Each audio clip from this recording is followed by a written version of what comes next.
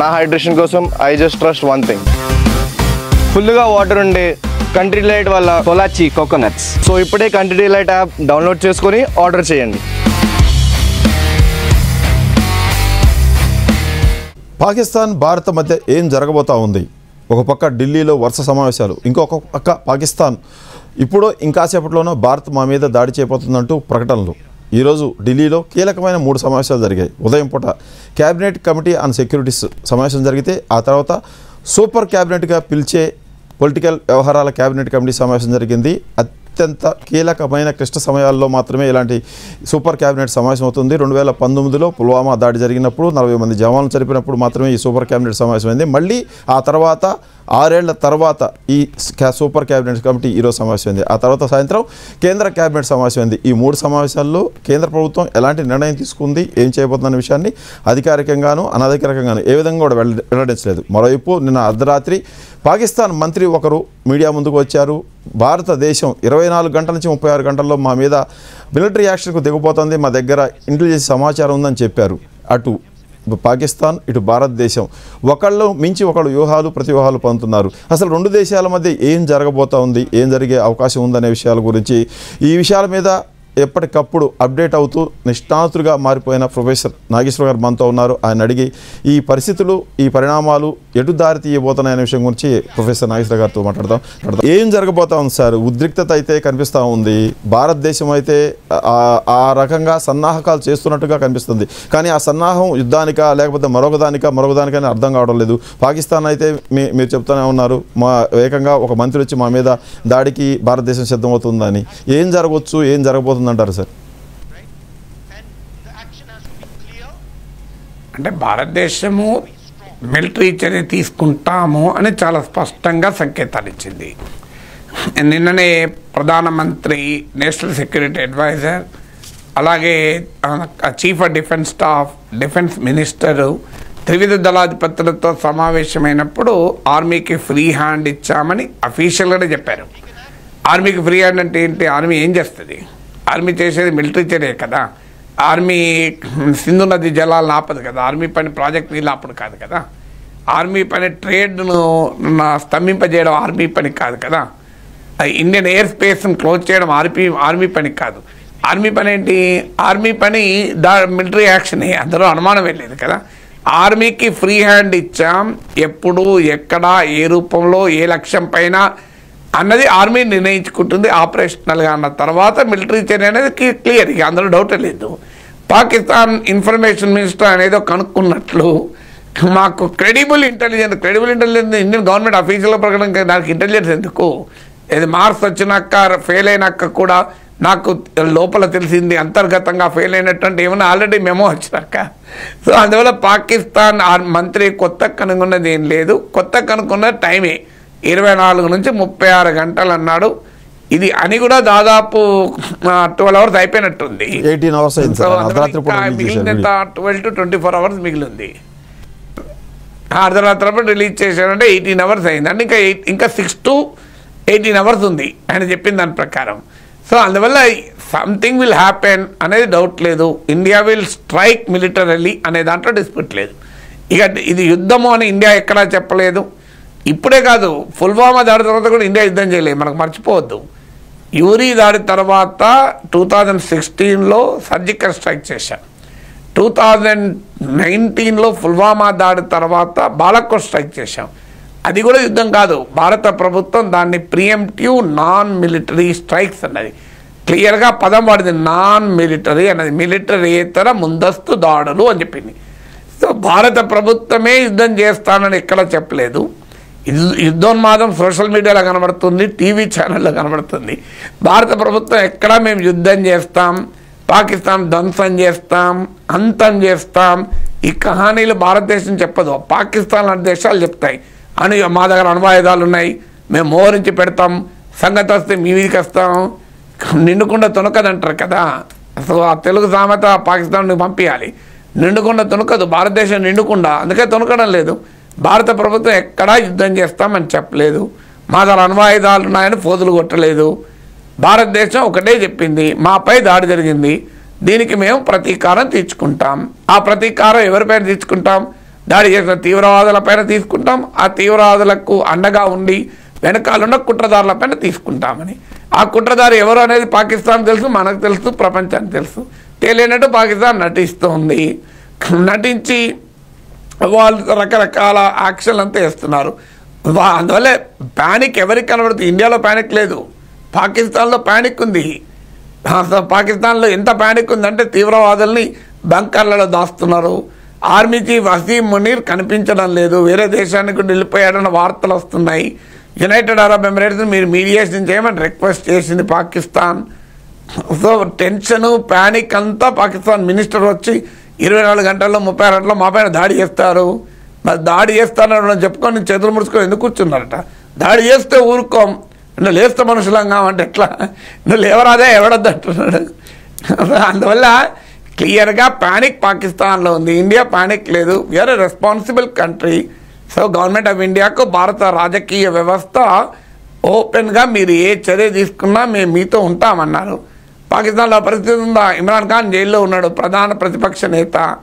అసలు బలం ఉంది ఆయనకు. షహబాజ్ షరీఫ్ ప్రైమ్ మినిస్టర్, బలం లేదు. ఆర్మీ చీఫ్కు వ్యతిరేకంగా ఒక 3 మిలిటరీ జనరల్స్ ఇప్పటికే కారాల మీద నడుతున్నారు. సో ఆడ army divided, political establishment divided.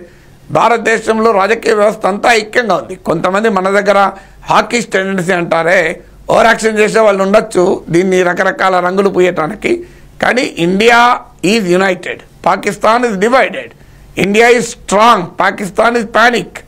India is ready to act, Pakistan is ఏడవడం మొదలుపెట్టారు, మా పైన దాడి చేస్తారు, దాడి చేస్తారని. సార్, పాకిస్తాన్ ఉరి మీద జరిగిన దాడి కానీ, పుల్వామా మీద జరిగిన దాడి కానీ, ఆ సమయంలో ఇలాంటి పరిస్థితి ఈ స్థాయి వరకు రాలేదు. కానీ ఇప్పుడు పరిస్థితి గంభీరంగా ఉంది, ఉద్రిక్తంగా ఉంది. భారతదేశం కూడా ఏదో ఒకటి చేయాలన్న దాంతో ఉంది. బీహార్కి వచ్చిన ప్రధానమంత్రి కూడా చెప్పారు, వాళ్ళని ఎక్కడ ఉన్నా వాళ్ళు వెనక ఎవరున్నా కూడా పట్టుకుంటామని. వాటికి వీటికి తేడాని అంటే ఇలా చేస్తే భారత్ ఇలా రిటార్ట్ అవుతుందని పాకిస్తాన్ ఊహించి ఉండకపోవచ్చా? ఎందుకు తెలియదు పాకిస్తాన్ బాలాకోట్ స్ట్రైక్ అనుభవం ఉంది కదా, అప్పటికిప్పటికి ఏం తేడా ఉంది? తేడా ఉందని మీరు అన్నారు కానీ ఎక్కడా తేడా లేదు. పుల్వామా దాడి తర్వాత మన నాయకుల స్టేట్మెంట్ చూడండి, ఫాల్గామ్ దాడుల తర్వాత నాయకుల స్టేట్మెంట్ సేమ్, తేడా ఏమీ లేదు. అప్పుడు cabinet committee and security meet అయింది, అప్పుడు అఖిలపక్ష మీటింగ్లు జరిగాయి, అప్పుడు భారత ప్రభుత్వానికి మద్దతు ఇచ్చారు. సేమ్ థింగ్, ఎప్పుడైనా ఒకటే, ఫాల్గామ్ అయినా పుల్వామా అయినా తేడా ఏమీ లేదు. సో అప్పుడైనా సర్జికల్ స్ట్రైక్స్ మొదటిసారి జరిపాం యూరీలో. సర్జికల్ స్ట్రైక్స్ ఏంటంటే మన భూభాగంగా మనం చెప్తున్న పాక్ అక్యుపైడ్ కాశ్మీర్లో జరిగాయి కనుక దాన్ని సర్జికల్ స్ట్రైక్స్ అన్నాం. Surgical strikes is not on Pakistan land, it is on Indian land occupied by Pakistan. మనకు అర్థం కావాల్సిన డిఫరెన్స్ అది. పాక్ భూభాగంలోకి వెళ్ళి సర్జికల్ స్ట్రైక్ జరగలేదు, భారత భూభాగం అయినటువంటి పాక్ ఆక్రమణలో ఉన్న ప్రాంతం పైన జరిగింది. లైన్ ఆఫ్ కంట్రోల్ను దాటి మనం అటాక్ చేసాం. Line of control is not border, line of control military position తీసుకున్న ప్లేస్ మాత్రమే. అందువల్ల దాన్ని సర్జికల్ స్ట్రైక్స్ అన్నాం. తర్వాత పుల్వామా తర్వాత మరింత తీవ్ర స్థాయిలో బాలాకోట్ దాడులు జరిపారు. బాలాకోట్ దాడులు రైట్ ఇన్సైడ్ పాకిస్తాన్, అది పాకిస్తాన్లోని ఖైబర్ పఖ్తూన్ఖ్వా రాష్ట్రంలో ఉంది. సో అక్కడ దాడి చేసాం. కానీ దాడి చేసినప్పుడు మనము ప్రిసిషన్ బాంబింగ్ చేసాం. ప్రిసిషన్ బాంబింగ్ అంటే అక్కడ జరుగుతున్న టెర్రరిస్ట్ క్యాంపు మాత్రమే మనం కొట్టాం.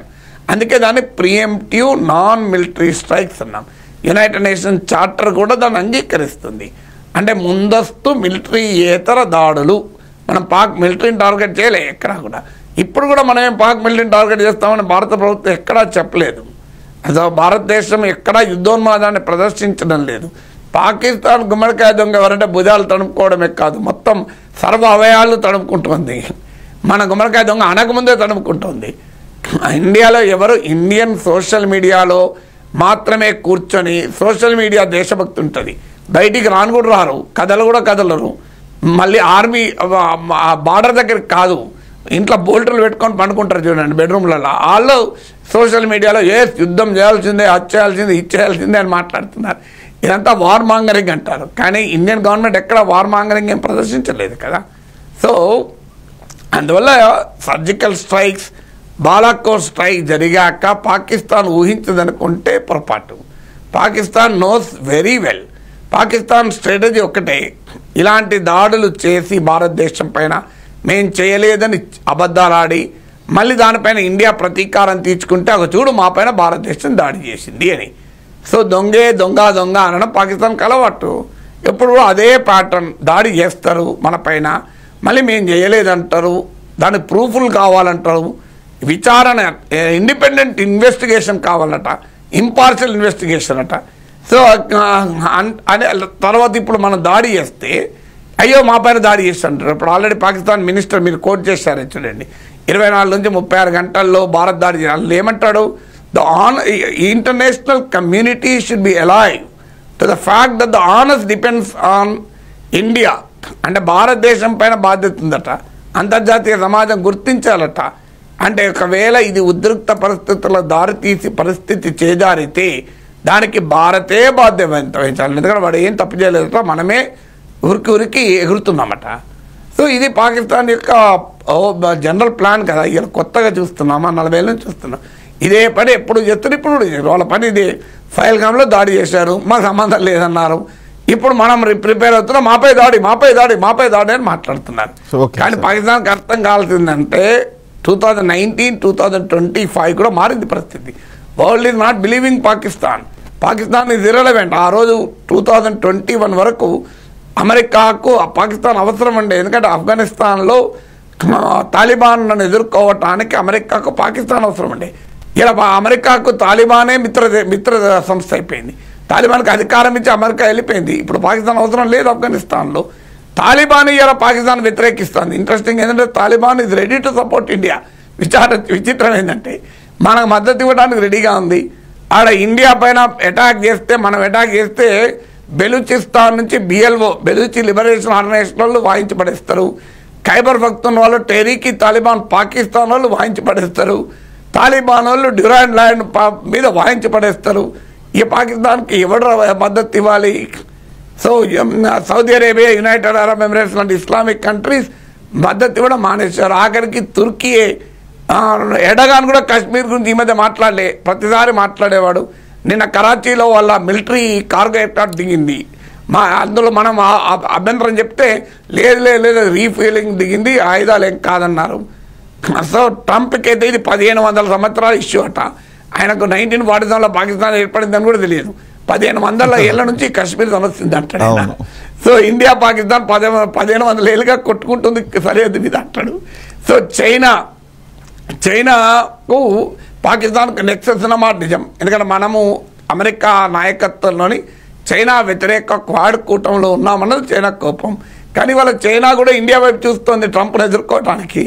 ఆల్రెడీ చైనా కంపెనీలు భారత్ వైపు చూస్తున్నాయి. చైనా ప్రభుత్వం భారత్తో సంబంధాలు కూడా చూస్తుంది. అందువల్ల చైనా మాటల వరకే తప్ప చేతల రూపంలో పాకిస్తాన్కు సహకరించే ప్రసక్తే లేదు. ఎందుకంటే గాల్వాన్ లోయలోనే మన ఉద్రిక్తతలు తగ్గించుకున్న చైనా ఇప్పుడు ఇస్లామాబాద్ సపోర్ట్ చేస్తుందా? పాకిస్తాన్కి ఇవాళ ప్రపంచంలో ఎవరు సపోర్ట్ చేసేది లేదు. India is powerful nation, India is responsible country. ఇండియాతో పని ఉంటుంది, పాకిస్తాన్తో ఏం పని ఉంటుంది ప్రపంచానికి? నాసిర్ గారు చెప్పండి, మిలిటరీకి పూర్తి స్వేచ్ఛ ఇచ్చారు, మిలిటరీ ఏమైనా చేయొచ్చని నిన్న మోడీ చెప్పారని అనుకుంటున్నాము. అయితే ఇదే మోడీ ఉక్రెయిన్ రష్యా యుద్ధ సమయంలో ఇది యుద్ధాల యుగం కాదు, శాంతి చర్చలతోటి వీటిని శాంతి సాధించాలని ఆయన చెప్పారు. అలాంటి మోడీ ఇప్పుడు యుద్ధానికి దిగుతారా?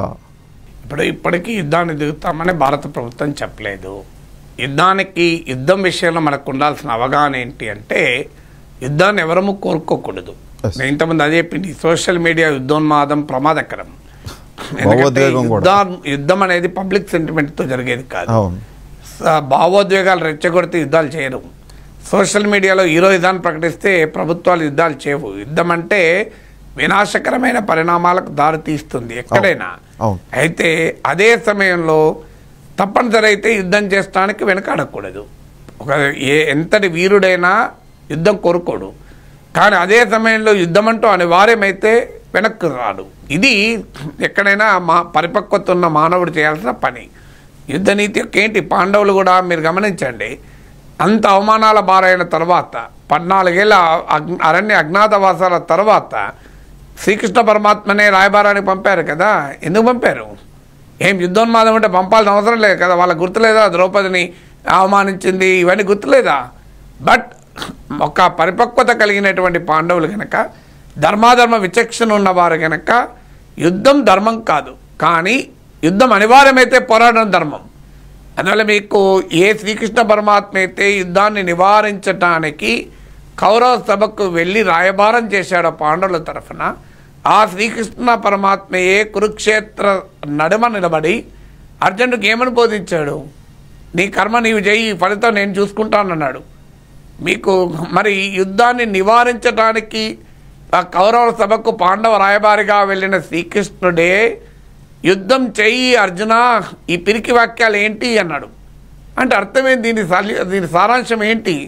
దీని సారాంశం ఏంటంటే యుద్ధాన్ని నివారించటానికి చివరి వరకు ప్రయత్నం చేయాలి. యుద్ధము మంచిది కాదు, కానీ అదే సమయంలో మన దేశం పైన యుద్ధమే నెట్టబడితే ఖచ్చితంగా దేశభక్తియుత భారతీయులంతా కోరుకునేది యుద్ధం చేయాల్సిందే.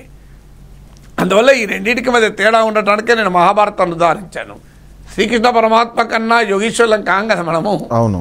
అందువల్ల యుద్ధోన్మాదులకు శాంతి పేరిట అసలు యుద్ధమే వద్దనే వారికి ఇద్దరికీ కూడా మహాభారతమే మనకు లెసన్.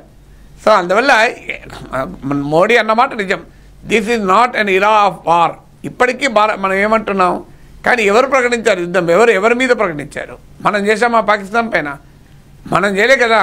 మన పైన పాకిస్తాన్ వాళ్ళు ఏకపక్షంగా ప్రాక్సీ వార్ అంటారు. అది అంటే ఇది ప్రచ్ఛన్న యుద్ధం. పహల్గామ్లో చేసింది it is nothing but a proxy war. So మన పైన ప్రచ్ఛన్న యుద్ధం చేస్తూ జనరల్ పర్వేజ్ ముషర్రఫ్ అన్న మాటలు, we know we cannot take Kashmir but we want India to bleed. కాశ్మీర్ని తీసుకోలేమని మాకు తెలుసు, కానీ నిరంతరం భారతదేశంలో రక్తపాతాన్ని కోరుకుంటున్నాం అన్నాడు పర్వేజ్ ముషర్రఫ్. అలాగే మీకు జనరల్ జియావుల్ హక్ ఏమన్నాడు? We want India to bleed 1000 cuts అన్నాడు. ఇది అంటే పాకిస్తాన్ రాజ్య వ్యవస్థ భారతదేశ రక్తపాతాన్ని చూస్తుంటే this is not the Ira war అని అనగలమా? సో అందువల్ల self defence, right to self defence UN చార్టరే గుర్తిస్తుంది. సో అందువల్ల ఇది మనం యుద్ధోన్మాదులం కాము. మనమేమి యుద్ధాన్ని మొదలు పెట్టలేదు. వాడు మొదలుపెట్టినప్పుడు దాని ఫినిషింగ్ టచ్ ఇవ్వాల్సిందే కదా. ఏం చేస్తారు? అదే అందుకే నేను చెప్పేది, మీరు రెచ్చగొట్టకండి. ప్రభుత్వం పైన పబ్లిక్ సెంటిమెంట్తో భావోద్వేగాలతో ఒత్తిడి తెక్కండి. War is not tastier. యుద్ధం రుచిగా ఉండదు. మీకు యుద్ధం కావాలని కోరుకునేవారు రేపు యుద్ధం అంటూ వస్తే ఏ పరిస్థితులు వస్తాయి? భయంకరమైన పరిస్థితులు వస్తాయి. ఇప్పుడు చెప్తే నేనేదో పిరికి రసం పోస్తున్నానంటారు. నేను చెప్పేది ఏంటి? యుద్ధం కోరుకోకూడదు, కానీ యుద్ధం వచ్చినప్పుడు వెన్ను తిరిగి చూపకూడదు. వెన్ను చూపకూడదు అన్నది మనకు ఖడ్గతిమ్మన కథ చూస్తే అర్థమవుతుంది. మనకి ఏమర్థమవుతుంది అని దానికి. అందువల్ల చరిత్ర చూడండి, ఇతిహాసాలు చూడండి, పురాణాలు చూడండి, అన్నీ ఇదే సూత్రం చెప్తుంది కదా. యుద్ధం కోరుకోము, కానీ అదే సమయంలో యుద్ధం వస్తే పోరాడతాం. ఇప్పుడు కూడా అదే పరిస్థితి. అందువల్ల మనం దానికి దీనికి ఏం కాంట్రడిక్షన్ లేదు. రష్యా యుక్రెయిన్ విషయంలో మనం చెప్పింది అదే, చర్చల ద్వారా పరిష్కరించుకోండి అని. మనం కూడా ఇప్పుడు కూడా పాకిస్తాన్ చర్చలు జరుపుతామంటే మనం కాదనలేదు కదా, అనేకసార్లు చర్చలు జరిపాం కదా. కానీ terrorism and talks how to go ఆ రెండు ఎలా జరపాలి? మీరు మా పహల్గాంలో ఒక సామాన్య పర్యాటకుల్ని మతం అడిగి చంపుతారు, మళ్ళీ మీతో చర్చలు జరపాలంటే ఇలా ఏమని చర్చలు జరపాలి? ఏమని చర్చలు జరపాలి? చర్చలు అనేది రెండు వైపుల నుంచి ఉండాలి కదా. సర్జికల్ స్ట్రైక్ చేసినప్పుడు స్పష్టమైన టార్గెట్ ఉంది. పిఓకేలో ఉన్న ఈ ఉగ్రవాద శిబిరాలు మొత్తం తుదముట్టించడం, అణుతుడి చేయటం. అప్పుడు ఆ పని జరిగిపోయిందని చెప్తా ఉన్నారు, చేశామని చెప్తా ఉన్నారు. ఇప్పుడు ఎప్పుడైతే ఈ 22న ఈ ఘటన జరిగిందో, ఆ ఘటన తర్వాత అంతా కూడా మన దేశం సన్నద్ధతను చూసి పాకిస్తానే ఈ తీవ్రవాద శిబిరాలను, లాంచింగ్ పాడ్లు ఏదైతే ఉన్నాయో వీటన్నిటిని కూడా క్లియర్ చేసేసి ఆ ఉగ్రవాదులుగా తయారవుతున్న ముఠాలన్నింటినీ కూడా బంకర్లో దాచిపెట్టింది అని అంటున్నారు.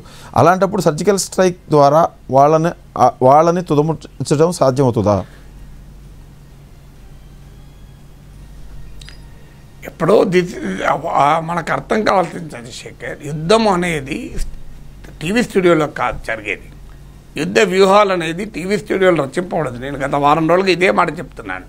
ఇది సాధ్యమవుతుందా, అది సాధ్యమవుతుందా, ఈ మీనమేషాలు లెక్క పెట్టాల్సిన సమయము కాదు, సందర్భము కాదు, మనం కాదు డిసైడ్ చేయాల్సింది.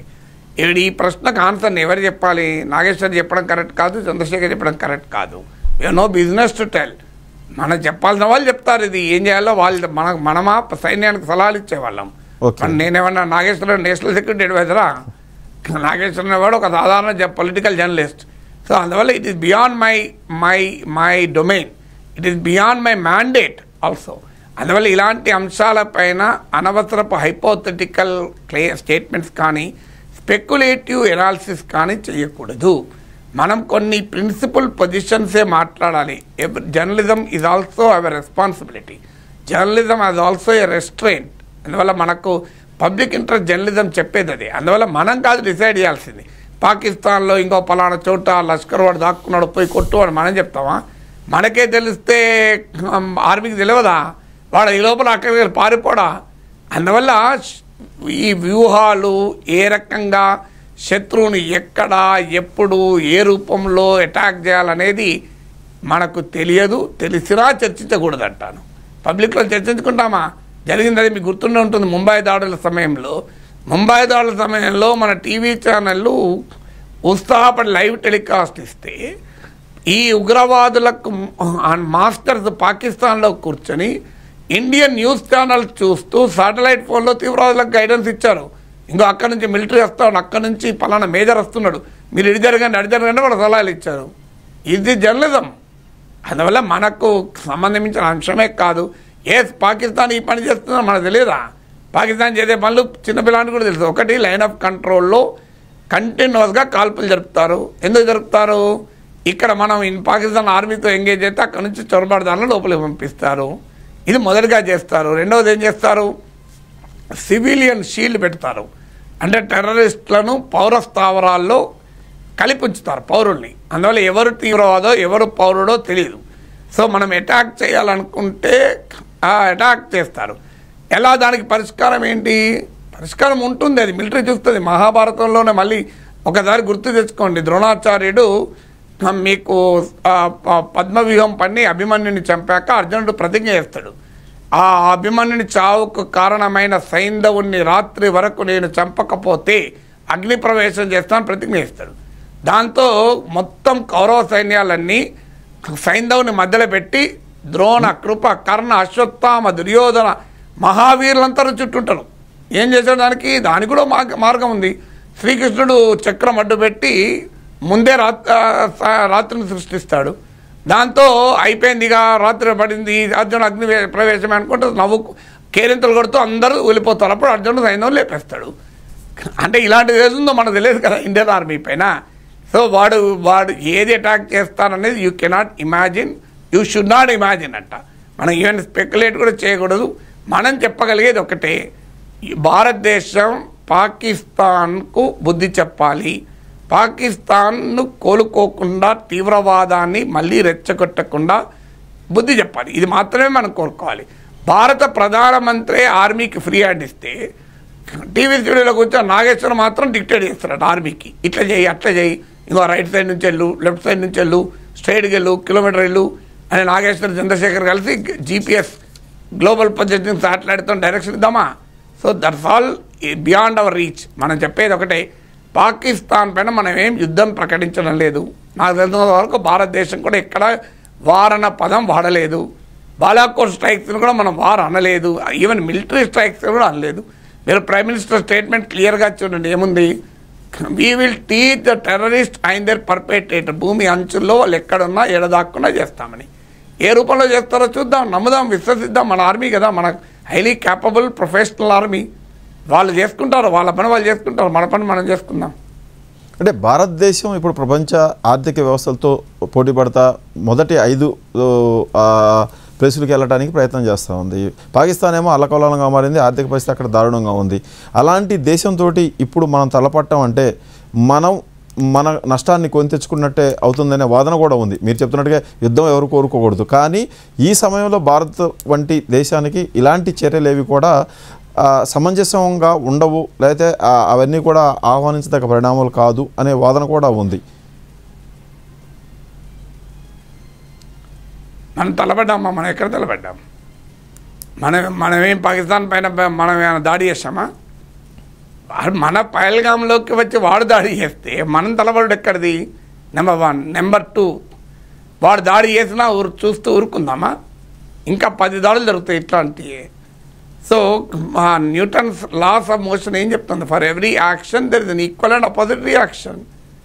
ప్రతి చర్యకు సమానమైన ప్రతి చర్య ఉంటుంది. ఇది భౌతిక శాస్త్రం చెప్పేది కదా. Pakistani ruler should know physics at least. ఇప్పుడు పాకిస్తానీ రూలర్ బయాలజీ బాగా తెలుసు కదా. అసీం మునీర్ వాడికి జీవనాడి జగ్లర్ వేన్ తెలుసు. సో జగ్లర్ వేన్ ఎక్కడుందో బయాలజీ తెలిసిన అసీం మునీర్కు ఫిజిక్స్ చెప్పాలి మనం. అరే భయ ఇక్కడ బీపీసీ అని ఉంటుంది, బయాలజీ, ఫిజిక్స్, కెమిస్ట్రీ. నీకు బయాలజీ ఒకటే తెలిసినట్టుంది, జగ్లర్ వేన్ ఫిజిక్స్ కూడా తెలియాలరా. Newton 3 law, 3rd law of motion ఉంటుంది. For every action this an equal and opposite reaction ఉంటుంది అని. అందువల్ల ఇండియాకు యుద్ధం నష్టం తెస్తుంది. మనకు కూడా తెలుసు యుద్ధం ఎప్పుడు కూడా రెండు వైపులా నష్టం తెస్తుంది. రాహుల్ గాంధీ ప్రెస్ మీట్ పెట్టారు, కానీ యుద్ధం మనం మొదలు పెట్టలేదు. రాహుల్ గాంధీ ప్రెస్ మీట్ పెట్టారు కొద్దిసేపు క్రితం ఢిల్లీలో. ఆయన చెప్తా ఉన్నారు ప్రతిపక్షాలన్నీ పూర్తి మద్దతు ఇచ్చాయి, ప్రధాని ఊగిసలాట ఆడొద్దు, గట్టిగా జవాబు ఇవ్వాలి పాకిస్తాన్కి, ఉగ్రవాదాన్ని పూర్తిగా తుదముట్టించాలని. వాళ్ళకి ఏమైనా డౌట్స్ ఉన్నాయంటారా? వాళ్ళ డౌట్స్ కన్నా ఎక్కువ ఏంటంటే బీజేపీ అధికారంలోకి వచ్చాక ప్రతి ఒక్కరిని సీతమ్మ తల్లికి అగ్ని పరీక్ష పెట్టినట్లు ప్రతి భారతీయుడు, అసలు రాహుల్ గాంధీ లాంటి ప్రతిపక్ష నేత కావచ్చు, నాగేశ్వర్ లాంటి రాజకీయ విశ్లేషకులు కావచ్చు, అందరికీ అగ్ని పరీక్ష. మీరు అగ్నిలో దూకి భారతీయుడని మీరు నిరూపించుకోండి, మీరు దేశభక్తులను నిరూపించుకోండి అని మనకు అందరికీ ప్యాట్రియాటిజం టెస్ట్ పెడుతున్నారు. ఈ ప్యాట్రియాటిజం టెస్ట్ పెట్టే వరకు కొంతమంది రాజకీయ నాయకులు అలా మాట్లాడాల్సి వస్తాను, తప్పదు కదా. లేకపోతే చూడండి మీరు పాకిస్తాన్, నేను పవన్ కళ్యాణ్ ఏమంటాడు, కాంగ్రెస్ వాళ్ళంతా పాకిస్తాన్ పోవాలట, పాకిస్తాన్ అనుకూలంగా మాట్లాడారట పోవాలట. నిజంగానే మాట్లాడినా పాకిస్తాన్ పంపుతారా? జైలుకు పంపాలి కదా. పాకిస్తాన్ జిందాబాద్ అన్నాడు జైలుకు పంపుతారు తప్ప దయచేసి మీరు పాకిస్తాన్కు వెళ్ళండి. ఏం దయచేసి డ్రైవర్ అన్న లోపలేసి పడేస్తారు కదా, జిందాబాద్ పాకిస్తాన్ అన్న లోపలేకుండా దయచేసి మీరు పైకి వెళ్ళండి అంటారా? అది అంటే రాజకీయాలట తగలబడ్డాయి కదా. దేశం ఐక్యంగా రాజకీయాలకు అతీతంగా, కుల మత ప్రాంత భాషలకు అతీతంగా పాకిస్తాన్ పైన పోరాడాల్సిన సమయంలో రాజకీయ ప్రయోజనాల కొరకు ఈ దేశాన్ని చీల్చే పని చేస్తున్నారు. ఈ దేశంలో 140 కోట్ల మందికి దేశభక్తి లేదు అందరికీ అని పీయూష్ గోయల్ అంటాడు. పవన్ కళ్యాణ్ అంటాడు దేశంలో అనేక దశాబ్దాలు పాలించి 2 ప్రధానమంత్రులను తీవ్రవాదుల దాడిలో కోల్పోయి ఇప్పటికీ భారత పార్లమెంట్లో ప్రధాన ప్రతిపక్షం పాకిస్తాన్కి పోమంటాడు. ఇదంతా ఎవరికి లాభం? పాకిస్తాన్ లాభం కదా. లాంగ్వేజ్ ఓహో మా వాళ్ళు చాలామంది ఉన్నారే మాకు అనుకూలు ఇండియాలో అని అనుకోరా? మీరు కింద కామెంట్ చూడండి, నా పైన ఎంత మాట్లాడుతారు. పాకిస్తాన్ అనుకోడు చైనేశ్వర్ అంటారు. అరే నేననే ఆ చైనాతో సంబంధాలు పెట్టుకుంది. ఒకసారి గూగుల్లో కొట్టండి, గూగుల్ ఇమేజెస్కి వెళ్ళి నరేంద్ర మోడీ జింపింగ్ అంటే మామిల్లాపురం నుంచి వుహాన్ దాకా ఫోటోలు వస్తాయి. జింపింగ్ నాగేశ్వర్ ఫోటోలు ఎక్కడ నచ్చినాయో చెప్పండి. నాతో జింపింగ్ నాగేశ్వర్ ఫోటోలు రాలే, నాగేశ్వర్ జేపీ నడ్డా ఫోటోలు వచ్చాయి. మీరు గూగుల్ ఇమేజ్లో కొట్టండి వస్తుంది. ప్రొఫెసర్ నాగేశ్వరన్ జేపీ నడ్డా అంటే ఫోటో వస్తుంది. ప్రొఫెసర్ నాగేశ్వరన్ జింపింగ్ రాదు కదా. కానీ నా పైన కూడా అటాక్ కింద మీరు చూడండి కావాలంటే కామెంట్లల్లో. ఈయన పాకిస్తాన్, చైనా దేశభక్తి ఎవరి సొత్తు కాదు, జాతీయత ఎవరి సొత్తు కాదు. కానీ నిరంతరం తాము మాత్రమే దేశభక్తులం, తాము మాత్రమే జాతీయవాదులం అని చెప్పుకునే రాజకీయం ఉన్న సమయంలో అనివార్యంగా కొన్ని మాట్లాడాల్సి వస్తుంది కదా వాళ్ళకైనా. అంటే మన దేశంలో ఏ నిర్ణయం తీసుకున్నా కూడా ప్రభుత్వాలు కానీ పార్టీలు కానీ దాని వెనక రాజకీయ లక్ష్యమే, రాజకీయ లాభ నష్టాలే ఉంటాయి. కాబట్టి ఇలాంటి పరిస్థితుల్లో కేంద్ర ప్రభుత్వం తీసుకుంటున్న నిర్ణయానికి ఇప్పుడు వీళ్ళందరూ కూడా సై అంటున్నారు, మేము వెనకున్న ముందుకు పదమంటున్నారు. తర్వాత ఇబ్బందికరమైన పరిస్థితులు మీరు చెప్తున్నట్టుగా ఈ ఊబిలో చుట్టిపడేసే అవకాశం ఉంటుందా ఈ నిర్ణయాలు తీసుకున్న అధికార పార్టీని? అంటే ఇప్పుడు అధికార రెండు వేరువేరుగా చూడాలి. ఒకటి పాకిస్తాన్ విషయంలో మనము ఏకంగా ఉండాలి, ఇందులో భిన్నాభిప్రాయం లేదు, శశభిషలు లేవు. పాకిస్తాన్ సంగతి తేల్చాల్సిందే అని అందరూ చెప్తున్నారు. ఇది ఇక్కడ డిఫరెన్స్ ఆఫ్ ఒపీనియన్ ఏమీ లేదు. అఖిలపక్ష మీటింగ్లో అందరూ చెప్పారు. అదే సమయంలో ఎక్కడైనా మిస్కాలిక్యులేషన్ ఉన్నా లేదన్నా మిస్అడ్వెంచర్ ఉన్నా సరైన సమయంలో సరైన చర్య లేకపోతే ఖచ్చితంగా అడుగుతారండి. ఇది డెమోక్రసీ రాచరికం కాదు కదా. ప్రజాస్వామ్యంలో ఉన్నప్పుడు అడుగుతారు. ఇది పాకిస్తాన్ కాదు, ఇది భారతదేశం కదా. We are proud Indians, we are not bloody Pakistanis. నోరు పుస్తకం కూర్చోడానికి రాచరికంలో లేము, మిలిటరీ పాలనలో లేము, ప్రజాస్వామ్యంలో ఉన్నాం. భారతదేశానికి అడగడం అనేది మన చరిత్ర నేర్పింది, మన సంస్కృతి నేర్పింది. జనమేజయుని కొలువులోకి వెళ్ళి కుక్క అడిగింది. మహాభారతం చదవండి. మహాభారతం స్టార్టింగ్ సారమాయ వృత్తాంతమైన ఆది పర్వంలో ఒక కుక్క పోయి జనమేజయుని అడుగుతుంది, నా బిడ్డను ఎందుకు కొట్టావని. ఇది అడగడము ప్రశ్నించడం అనేది భారతీయ సంస్కృతి. ప్రశ్నోపనిషత్ చదవండి ఒకసారి. ఇది భారతీయ సంస్కృతి, భారతీయ ఐతిహాసిక తాత్విక వారసత్వం. We will continue to ask questions. ఈ క్వశ్చన్ అడగడం తప్పు కాదు కదా. ఆర్గ్యుమెంటేటివ్ ఇండియన్ సివిలైజేషనల్ ఇథోస్ అవి. అందులో ఇది ఎవడో చెప్పింది కాదు. మేము అడగడం అనేది మా నేరం. ఒకసారి మీకు మహాభారతం చదవండి. ధర్మరాజుని ఎక్స్ప్రెస్లో అడగలేదా? అడిగితేనే కదా నలుగురు తమ్ముళ్ళకు ప్రాణం ఇచ్చింది. ద్రౌపది అడగలేదా మా నన్నోడి నన్నోడనా అని? అడగడం అనేది భారతీయత, అడగడం అనేది హైందవ సంస్కృతి, హిందూ ధర్మం. అందువల్ల ఖచ్చితంగా అడుగుతాం, అయ్యా మీకు పహల్గాంలో 4,000 మంది పర్యాటకులు ఉండగా 4 జవాన్లు ఎందుకు లేరు? ఈ డౌట్ మాకు రాదా? ఎందుకు లేరు? ఉదాహరణకు కేంద్ర మంత్రి కుటుంబం కనుక పహల్గాంకు వెళ్ళి ఉంటే, ఆ బైసారన్ వ్యాలీలో ఉండుంటే భద్రత ఉండేదా లేదా? ఖచ్చితంగా ఉండేది. నాకు చెప్పండి చంద్రశేఖర్, మీరు ఖచ్చితంగా 200 మంది కేంద్ర మంత్రి కుటుంబం వెళ్ళి ఉంటే భద్రత ఉండేది కదా? ఖచ్చితంగా ఉండేది. మరి 4,000 మంది పర్యాటకులు ఉన్నప్పుడు ఎందుకు లేరు? ఈ క్వశ్చన్ అడగకుండా ఉండాలా?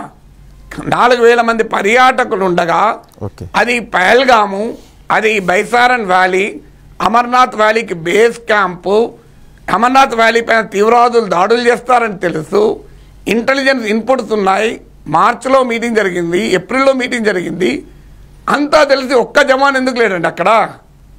ఒక్కరంటే ఒక్కను. ఈ క్వశ్చన్ అడగకుండా పుల్వామా దాడి జరిగినప్పుడు సత్యపాల్ మాలిక్ జమ్మూ కాశ్మీర్ గవర్నర్ అడిగాడు కదా. సిఆర్పిఎఫ్ హెడ్ క్వార్టర్స్ కేంద్ర హోంమంత్రిత్వ శాఖను అడిగింది, మేము 1000కి పైగా సిఆర్పిఎఫ్ జవాన్లను రవాణా చేయాలి, దయచేసి మాకు హెలికాప్టర్లు ఇప్పియండి అని. ఏమని చెప్పారు? హెలికాప్టర్లు. ఎందుకంటే మన రాజకీయ నాయకులు తిరగాలి కదా హెలికాప్టర్లలో. ఇప్పుడు దేశం కోసం ప్రాణార్పించే సైనికులకు హెలికాప్టర్లు ఇయ్యరు, ప్రత్యేక విమానాల్లో రాజకీయ నాయకులు తిరుగుతూ ఉంటారు దేశాన్ని ఉద్ధరించినట్టు. సో దానివల్ల ఏం జరిగింది? కశ్మీర్కు రోడ్డు మార్గాన 1000కి పైగా సిఆర్పిఎఫ్ బలగాలను తరలిస్తే కదా దాడి జరిగింది. అందువల్ల ఖచ్చితంగా ప్రశ్న అడుగుతాం, అది భారతీయత. ఎవరిని అడుగుతాం? మా ప్రభుత్వాన్ని అడుగుతాం, మా నరేంద్ర మోడీ అడుగుతాం. మేము ఎన్నుకున్నాం కదా. కానీ పాకిస్తాన్ విషయం వచ్చినప్పుడు మళ్ళీ no question. Okay sir, Pakistan బుద్ధి చెప్పాల్సిందే. Thank you sir, thank you very much. మంచి విశ్లేషణ అందించారు. మొత్తానికి పాకిస్తాన్కు బుద్ధి చెప్పాలి, పాకిస్తాన్ ప్రేరేపిత ఉగ్రవాదులు భారత గడ్డపై చేస్తున్న నరమేధానికి ఫుల్ స్టాప్ పెట్టాలన్న దాని మీద భారతదేశంలో 140 కోట్ల మంది ఏకతాటిపైకి రావాలి. అలాగే రాజకీయ ప్రయోజనాలు వదిలేసి పార్టీలన్నీ కూడా ప్రభుత్వానికి అండదండగా నిలవాలి అంటున్నారు. ఇక యుద్ధం తరహాలో మరేదైనా చేస్తుందా కేంద్రం అనే దాని మీద మనం ఊహాగానాలు చేయడం కంటే ప్రతీకారం తీర్చుకోవడానికి ప్రత్యర్థి మీద ఎలాంటి చర్యకు కేంద్ర ప్రభుత్వం సిద్ధమవుతున్నా దానికి అండగా నిలవాల్సిన సమయం ఇది అంటున్నారు ప్రొఫెసర్ నాగేశ్వర్.